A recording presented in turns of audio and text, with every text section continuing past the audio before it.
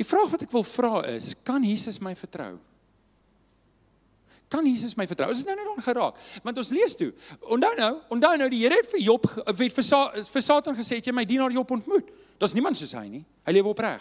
Nou, antwoord Satan die Here, dis nie sonder rede dat Job die dien nie. Hy beskerm hom dan.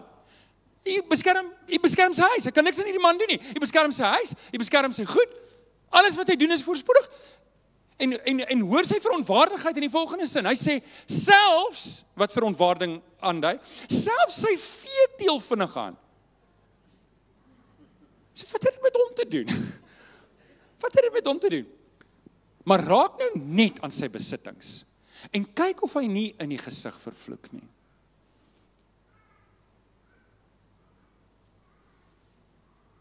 As aan my besittings geraak word,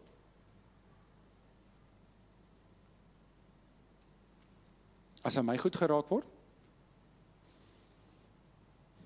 dus ek sal die Here dien, maar moenie my goed raak nie.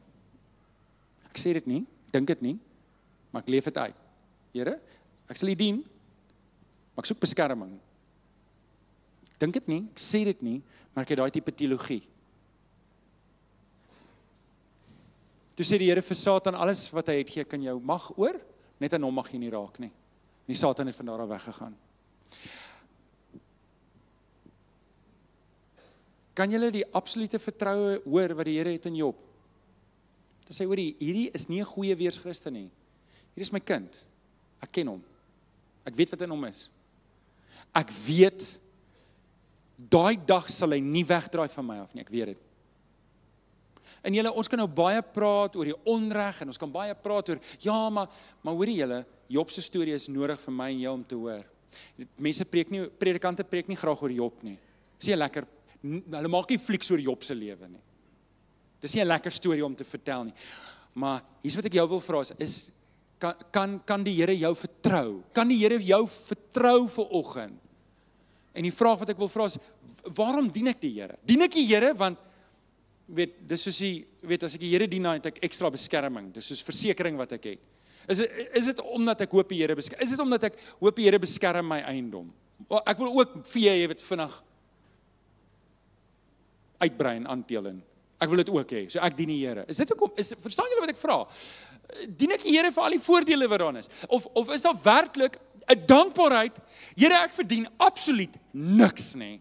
Ek verdien niks nie. Net om by Jesus se voete te wees, is vir my genoeg. Al die ander goedjies is bonusse, maar weet jy, as jy dit wegvat, so what? Dit maak nie saak nie. Ek is net te bly ek kan gered wees. Ek is net te bly. My hart moet met daai dankbaarheid. Want as ek so lewe, dan is ek soos Job. Die Here, ek dra die Here se goedkeuring weg in my lewe. Hierdie groot vraag. My lewe, dra dit God se goedkeuring weg. My lewe dra dit goed so. Paulus skryf in 1 Tessalonisense 2 vers 4, God het ons gekeer. Hy het ons gekeer en die evangelie aan ons toevertrou. Dis 'n groot woord. Weet jy wat sê Paulus? Paulus sê die Here het my getoets en hy het vir my gesê ek slaag die toets en hy het die evangelie aan my gegee om uit te dra. Waar is ek en jy vanoggend? As slaag ons vanoggend daai toets, kan ons vir ouens, dis my gebed, dis hoe ek wil leef. En ek wil ons gemeente lei dat ons so 'n gemeente is. Amen. Onthou jou ketel. Hou jou ketel aan die kook. Sê vir die ou langs aan, vra vir hom, kook jou ketel.